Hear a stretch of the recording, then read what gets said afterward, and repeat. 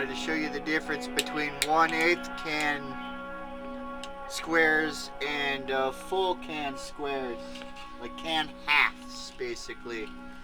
This is a 1/8 of a can slab, and these are a full half.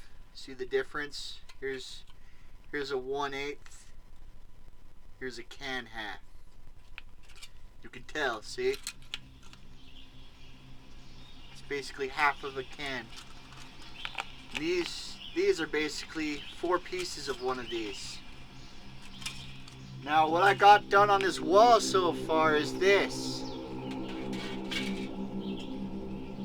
So here's the little square tapes laminated with plastic, which is insulator from electricity. Now these are thin square tinfoil tapes, and now these are thick 1/8 cans.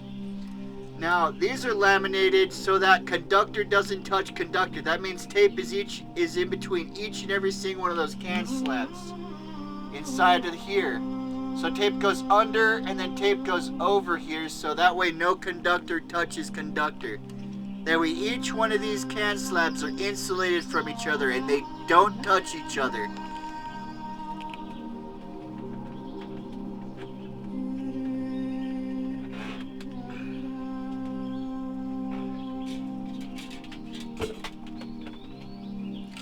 That means that they're not touching like this. It means that it's got tape in between them. Just a single layer, obviously. Obviously, by now you know what I'm talking about. So the next step to this wall would be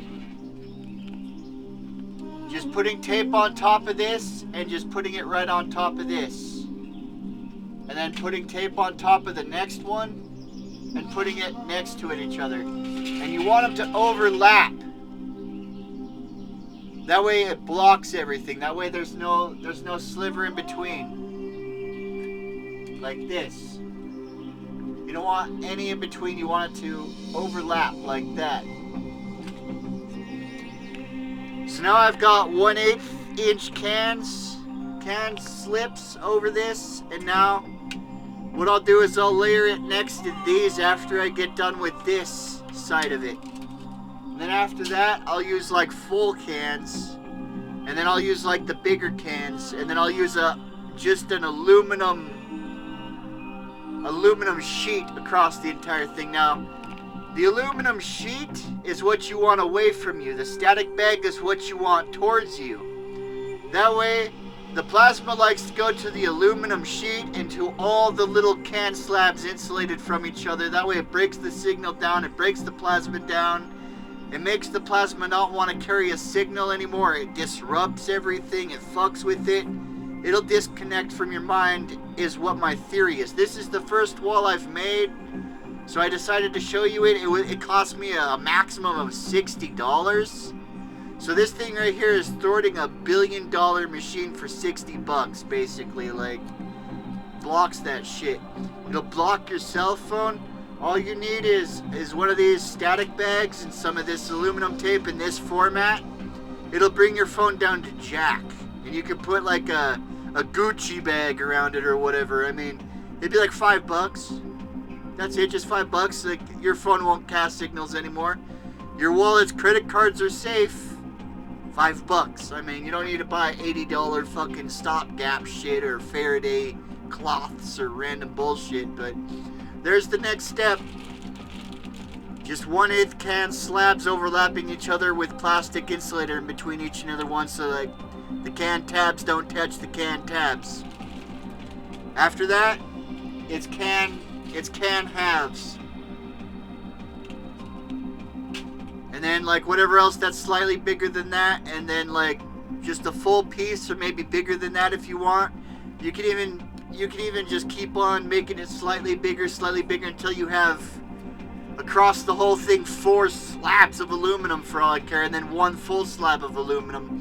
But the full slab is what you want away from you. The full slab is always what you want away from you. The big ends is what you want away. The small ends is what you want towards you. Those are what block signal, and those are what are hard to connect to, because the plasma has to build up and come from the ground, like Tesla knows it does. That's how he had the light bulb work. It ionized in the air with negative or positive, and it ionized in the ground with positive or negative. That way when he grabs the light bulb, positive and negative goes in through his hand into the light bulb, and it turns the light bulb on, just like it could cast signal into your brain or whatever else that task it can do, like transfer energy wirelessly or whatever. So it's really hard for energy to come up from the ground and energy to come down from the air and not want to go to the biggest thing. It wants to go to, you know, the can half rather than the can 1/8. So that way signal happens in the can half and bounces off the can 1/8. Or if it builds up well enough to go casting signal from the can halves and the can 1/8, it'll just cast signal into the micro tape, basically. And the static bag alone drops my phone down from 5 bars to 1 bar.